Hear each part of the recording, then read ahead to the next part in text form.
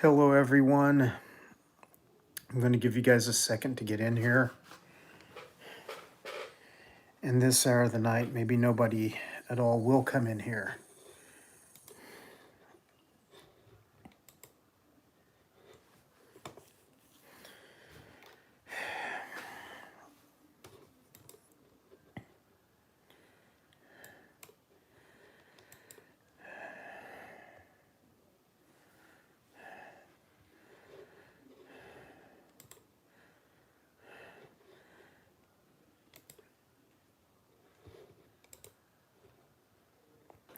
Basically, I wanted to come on tonight and say a few things about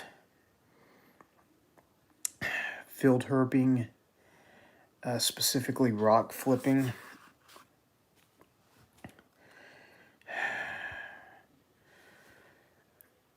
It has been a long time since I've been a huge rock flipper. For those of you who don't know what rock flipping is, it's where you overturn a rock or a log to find certain species of snake that hide underneath the log or the rock. And I'm starting to hear a lot of complaints from people that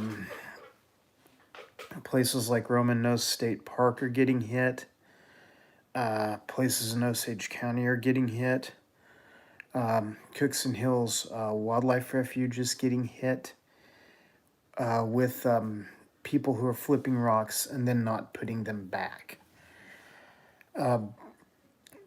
Once again, a lot of people are coming to me with complaints. And, hey Mud, how are you doing? It's good to see you.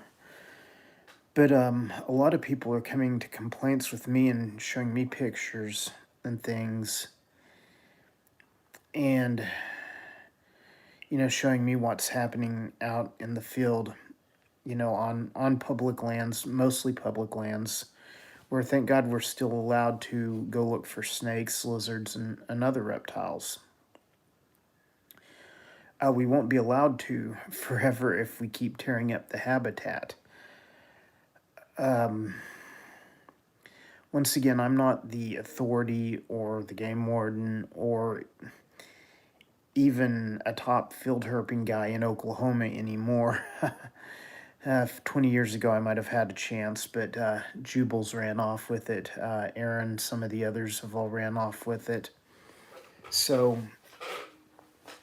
but basically, what I want to say in this video, hi Mind, thank you for joining, is that we need to take the nature that we find and leave it the way we found it. Which means if you turn over a rock looking for a milk snake, you need to put that rock back in the exact same position you found it. You need to do so carefully. There's a lot of other creatures that use that rock for shelter, and it all feeds into the same ecosystem. So basically, I got a message from a friend of mine out from the Guthrie area, and he was telling me like how so many rocks are being flipped and not being put back. And I know this time of the year, it's the springtime rush. Everyone is trying to nail down a milk snake. They're trying to nail down Sonoran ground snakes. They're trying to find the things that only come out this time of the year and are only found under rocks. But if you take a hillside and it has, 120, 150 rocks on it, and you flip 3/4 of those rocks, and you don't put them back, what you do is you ruin the habitat for that animal. we all know where these hillsides are. We all know where these animals are at. We all know where the hot spots are. So when you go in there and you're lazy and you flip rocks and you don't put them back exactly as they were, it can be very problematic because you can destroy that habitat for that species. And what happens is when you flip a rock and you do not find a snake under it, like a milk snake or a line snake or ground snake, chances are you probably just flipped the rock at the wrong time. Temperatures weren't right, barometric pressure wasn't right, humidity may have been off. Um, you're right, it's a disruption of habitat of mind. And as field herpers, you as a field herper should know better. Um, and I know when you're trying to find something like a milk snake, you'll flip 75 rocks and maybe find one milk snake if you're lucky. Okay, this is why I hardly target milk snakes anymore. I have bad arthritis. I have, hey Brad, I have trouble, bending down, getting up, marching up a vertical hill. I have gout. And, it kind of goes with getting older. But the reports that I'm getting from people who are like all over the state is that, rocks are being flipped, not just one, not just two or three, but like dozens of rocks, like on the Osage hillsides. Hi, Adam. Good to see you jump in here, buddy. It's been a long time no see. Glad to see you in here, Adam. But people, when you flip rocks and you don't put them back, it's destructive. It's destructive to the habitat. It's just kind of it's not a cool thing to do. And I want to call on the field herping community in Oklahoma to basically be on the lookout for these people. I think who it is unexperienced or new field herpers. It's kind of like new fishermen. They haven't learned some of the etiquette to fishing yet. I'm glad you cut this too, Adam. Glad you're in here, Miss Lady. It's good to have some people watching this. But as someone who's worked in the field with reptiles for over 40 years, you learn how to do things. Like certain places in the American Southwest, a lot of people I know won't even flip a rock unless they have a water bottle and can replace the moisture seal that the rock holds. And that can be an important factor. I know some field herpers that absolutely will not flip rocks no matter what, even if it costs them finding the species. I personally won't go that far. I think it's okay to flip rocks, but you have to be cognizant of the rocks that you're flipping. You have to, before you even attempt to flip the rock, you have to be able to gauge, can I move this rock back into position by myself? If you can't, do you have a partner there that both of you can lift the rock and replace the rock, just the two of you? These are important things to think about before you ever flip a rock. I may get together with some guys at some point and do a video on this and make sure it's spread all over the Oklahoma pages and things, because I'm hearing Cookson Hills in the east. I'm hearing Okmulgee, which is a great little area. I'm hearing Osage County. I'm hearing Roman Nose State Park out west by Watonga. These are places with amazing habitat for the animals that we like to find and the animals that I showcase on my channel. And so I need their habitat to stay good. a lot of new and inexperienced herpers will not take the time to properly put rocks back. And I'm not trying to be a jerk about it, but people keep coming to me with complaints. I'm sending emails, texts, messages to other people who field herp in Oklahoma and saying, hey, let's figure out who this is. Because this time of the year, there's like 50 to 100 of us in the field at any given time. I mean, we're there, and these kids are out there somewhere. I'm going to assume they're kids. I'm going to assume they're kids who just started herping like last year. If you flip a rock, put it back. If you're too lazy to do that, then don't flip the rock in the first place. Miss Lady, to put it the best way I can explain it to someone who doesn't understand is herping is the practice of looking for reptiles and amphibians in their natural habitat. It's where you go out to parks, woods, streams, lakes, and you look under rocks for snakes, you look under fallen logs for snakes.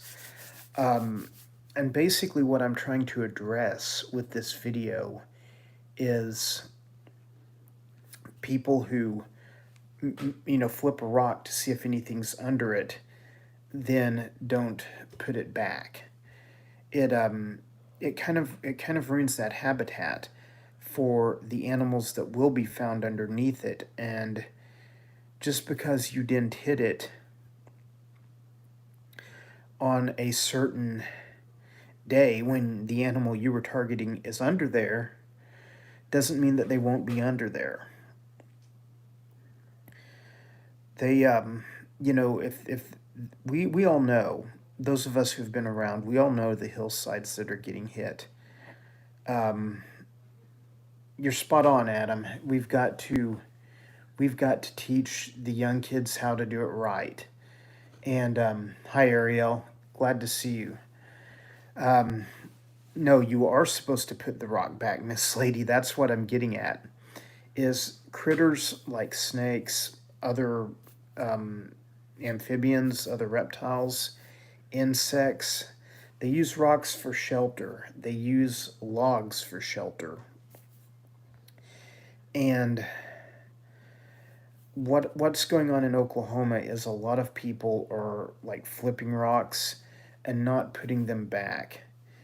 And as someone who does an incredible amount of looking for snakes, looking for lizards this time of year, I can say it's crucial that, like, we as people in Oklahoma who do this go out and address this problem. I may take some heat for this video. I don't care, because at the end of the day, I hate to say I know I'm right, but everyone else is going to back me on it. All the experienced people will. And once again, I know what it's like to flip 100 rocks and not find anything. That goes with field herping. If you're not willing to do that and put your rocks back and put your logs back where you found them with very, very little damage or disruption to the environment, then get out of field herping. I mean, you don't need to be in it. We don't want you there. Now, I totally would love to find out who's doing this and not go off on them, but explain to them, like, how artificial cover or natural cover like rocks and logs, sit in one place for a number of years. The ground beneath them gets barren, it digs into the soil, and it makes a perfect temporary escape for something like a milk snake or a salamander, things that we don't normally see above ground. See, animals like rat snakes, bull snakes, copperheads, rattlesnakes, They are, those are animals that that are not fossorial animals. They exist. They come out of hibernation and they exist above ground, and then we see them. It doesn't affect them as much. It affects some of their young. Yes, Miss Lady. What they're doing is they're picking up rocks, looking for certain species of snakes, and when they're not finding them, they're just leaving the rock, overturned, um, instead of putting it back exactly where it was and setting it down gently. That kills other animals. It kills the habitat for the animals that do use those rocks for shelter. What I'm the kind of animals that I'm talking about that are affected by this are called fossorial snakes or fossorial amphibians.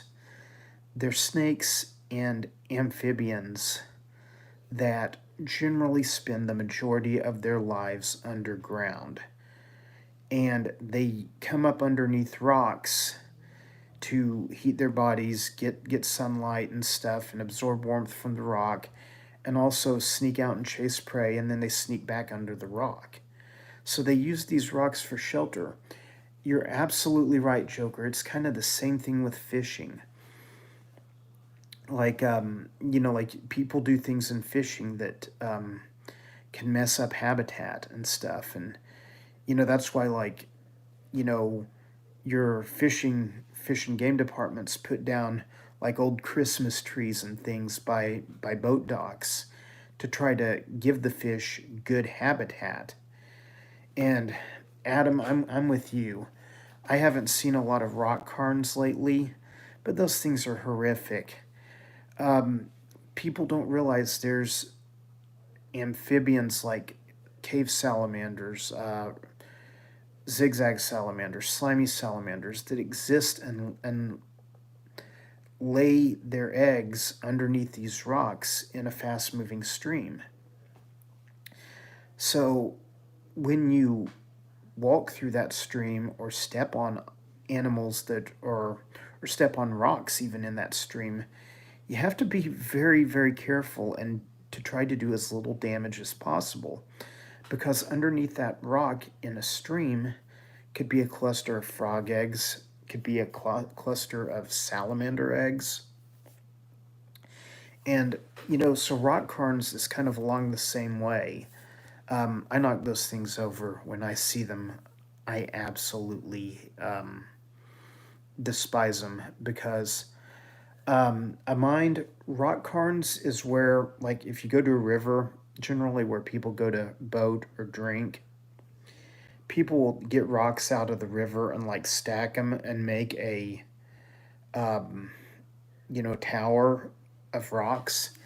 And what this kind of does is pulling rocks out of the river, it kind of disrupts the ecology of the river. Now, not every rock cairn has killed an animal, but it can happen. But what I'm trying to specifically address is people who go up on hillsides, like what you find in Osage County. The same kind of hillsides are found into central Kansas and further north. And we all know it's great habitat for certain target species, but it won't be if we flip these rocks and don't put them back. I have a friend of mine. He doesn't know a lot about reptiles and amphibians, and he's an insect guy. And he lives in the upper Northeast. He lives in the tri state area over by New York. He recently was flipping some rocks, just small rocks, and putting them back very well. And he was looking for like certain species of spiders to photograph. And he didn't realize, but he was close to a copperhead den. And in the state he was in, copperheads are a protected species. And so he didn't even think he was doing anything wrong, and he's a nature person. But a game warden pulled up and gave him a $200 ticket for disturbing the habitat. We don't have to worry about stuff like that down here in Oklahoma, down there in Texas. They're pretty lenient with us, but then again, it's also our responsibility to be good to the habitat, to be good to the public lands, and leave them the way we found them. If you wouldn't go into a national forest or a state park and throw litter down, why flip a rock and not put it back? I mean, you're doing damage to the environment either way. I kind of hope that I can kind of track down the guys who are doing this and just say, hey guys, you know, I know you've done this. Let's not do this. Here's why. I don't want to go off on you. I don't want to be angry at you. But I just want to explain to you why the reason is that we need to do this the right way. And it's basically the preservation of the habitat. And without the habitat, we don't find the animals. Without the animals, that it makes no sense to go herping.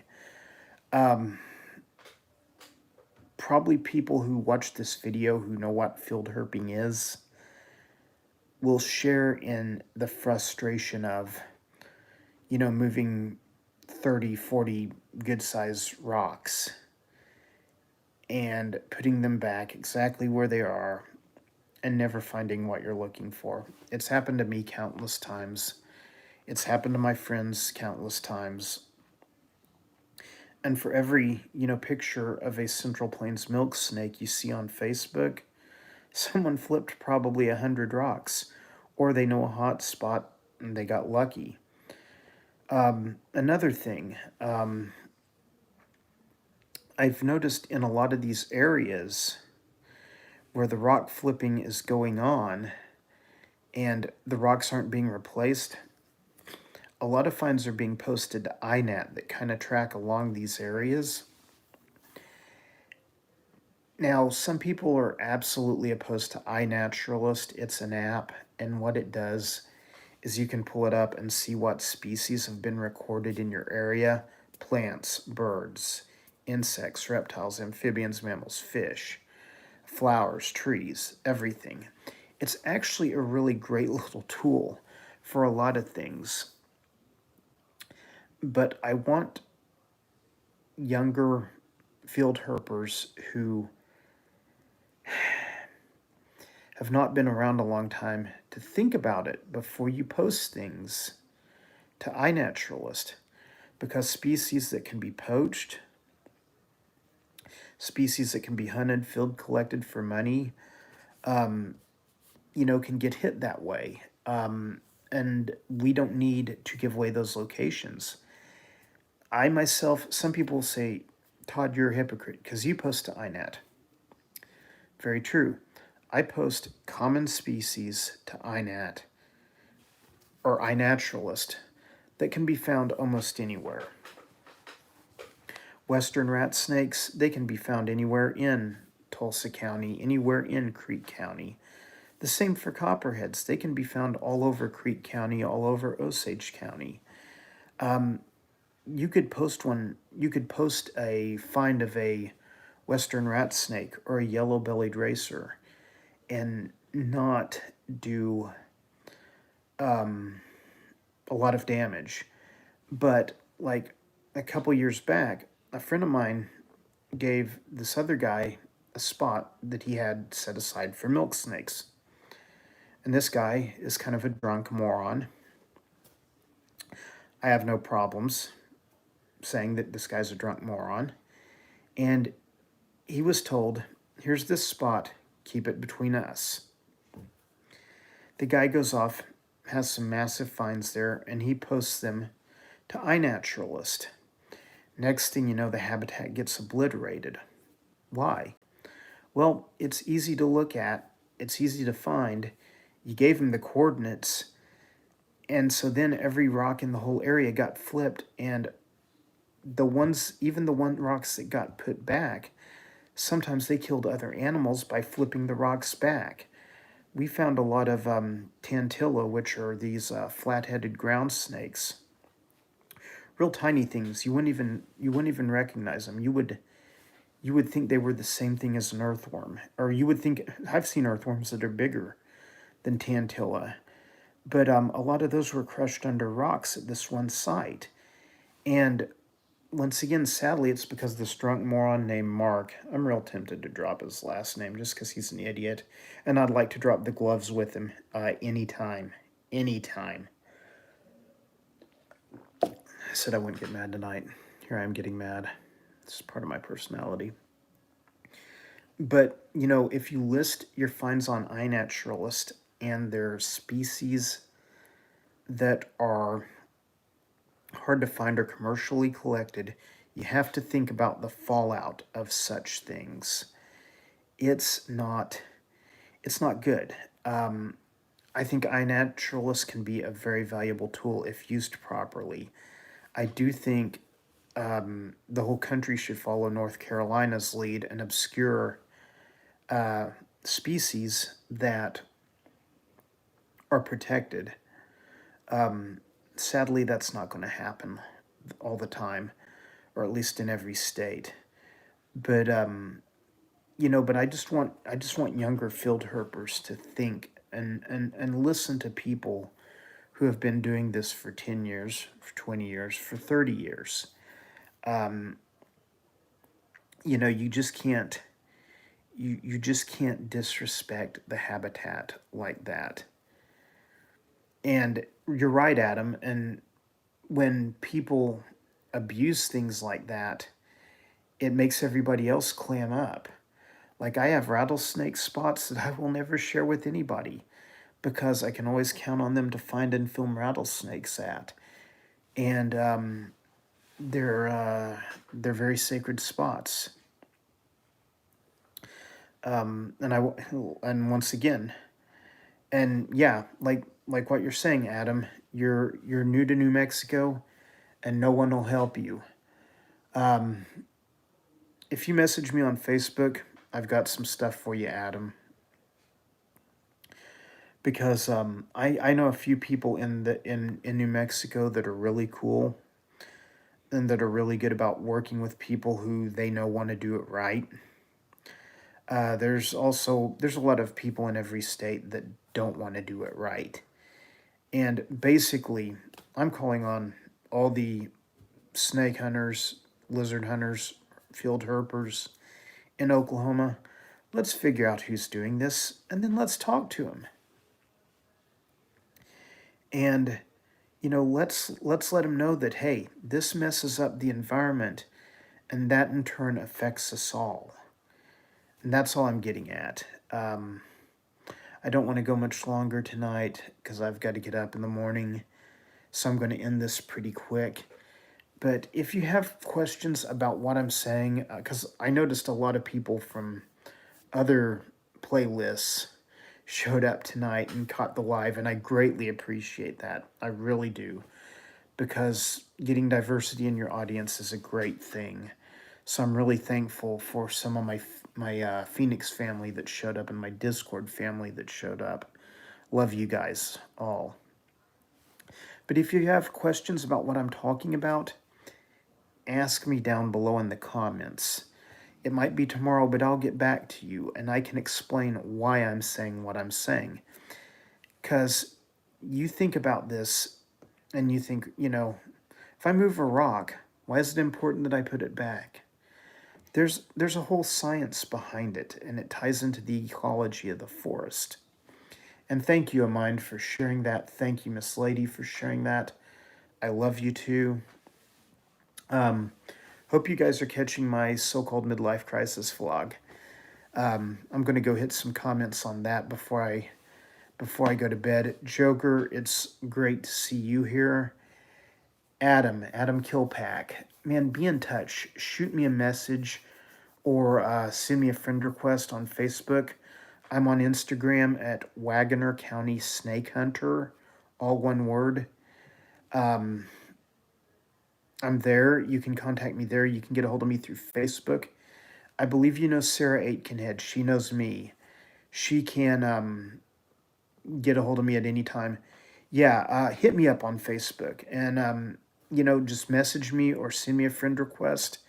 I'd be happy to add you back, Adam. It's been a long time since we've been friends on Facebook. Going back to the Ray Autry days, I think. Uh, but anyway, let's leave the woods the way we found the woods.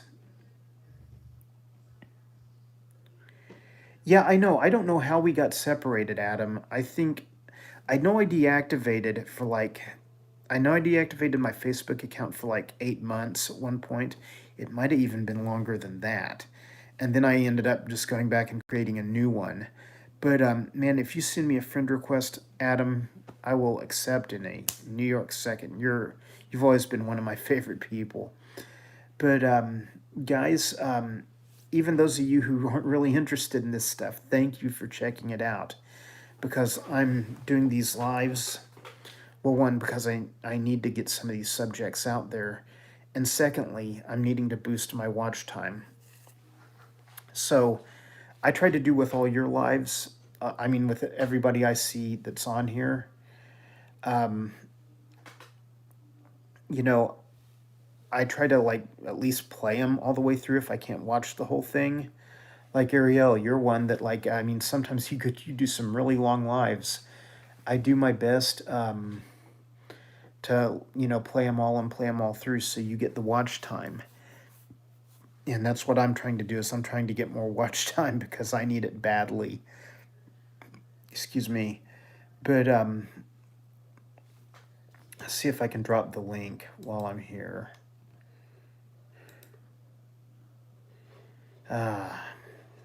Don't know if I can do that.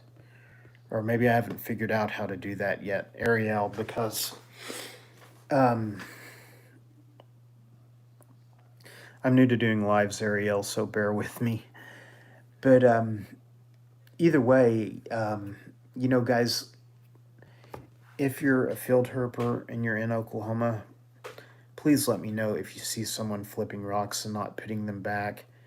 Um, get some photos of these guys. Get some photos of their cars.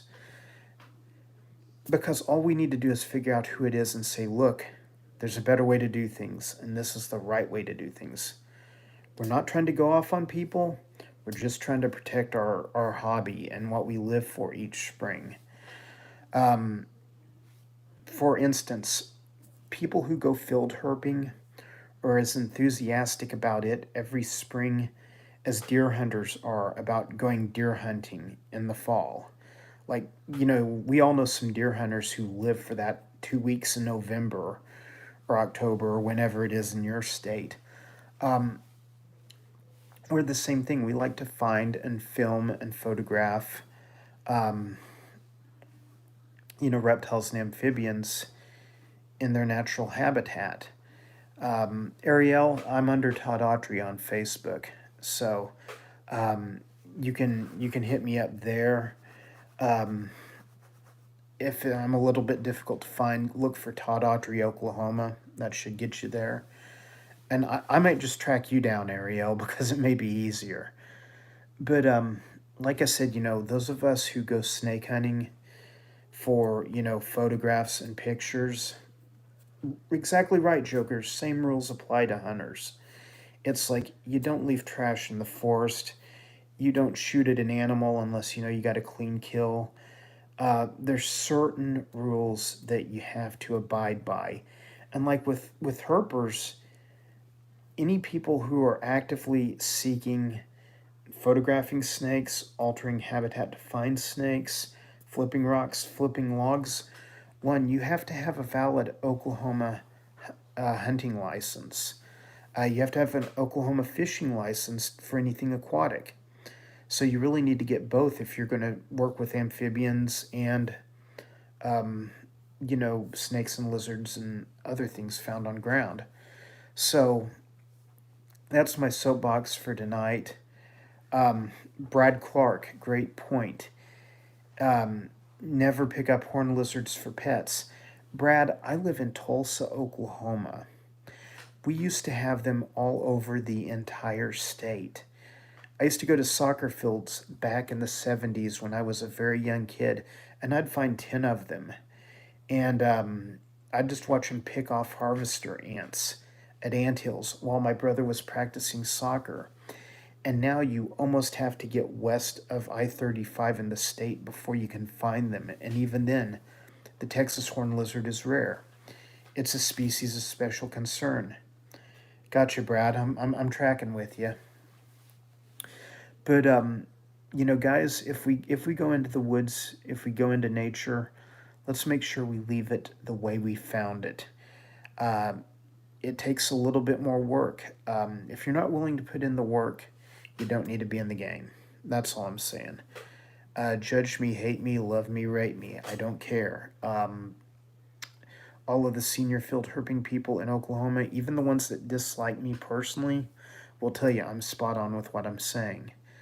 Um, and that's okay because ultimately at the end of the day we're all doing the same thing and we all enjoy the same stuff. But I'm just getting too many messages from people who have herped in Roman Nose, people who have herped in Osage County, people who have herped at Cookson Hills, people who have hit Deep Fork down at Okmulgee. They're saying, man, people are flipping rocks. They're not putting them back. Okay, it takes a second to flip it. It takes a second to put it back. Chances are if you're flipping rocks, you're under 30 and you've got the energy to do so. Um, you know, a lot of us older people don't flip as many rocks. I agree, Joker. I love nature too, and I just want to leave it the way I found it. And I want these young kids new to the game to do the same thing. So, guys, I'm going to get out of here. Like I said, I'm new to the live scene on YouTube. Um, I'll probably be doing a few more lives as you know, I come up with a topic because I really don't want to do a pointless live. Exactly, Brad. Talking herps with non-herpers, you can educate a ton of people and get people to think about things they normally wouldn't. I mind, I'll probably be on Discord later. I've got a few comments to answer on YouTube on some of my other channels, and and I appreciate all of you guys tuning in. I really, really do. I think this live was a lot better than the first one I did because I just figured out how to angle the camera and get the lighting a little better. My first live was horrible. Anyone who's catching it late, Homestead Aquarius, please go back and watch it, or please go back and let it play. I'm trying to rack up some watch hours.